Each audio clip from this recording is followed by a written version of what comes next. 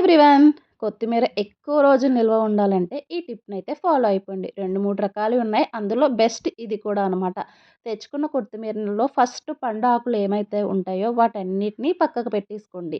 అలాగే కొంచెం మట్టి ఉంటది కదా! ఆ మట్టిని కూడా విదిలించుకొని ఇలా ఇలా దులుపుకుంటే వచ్చేస్తది. అలాగే పాడైపోయిన ఆకులు మాత్రం మస్ట్ అండ్ షుడ్‌గా కొంచెం ఓపిక తెచ్చుకొని మరి ఫస్ట్ తీసేయండి. లేకపోతే దానివల్ల మిగతా ఆకు కూడా పాడైపోయే ఛాన్స్ ఉంటదనమాట.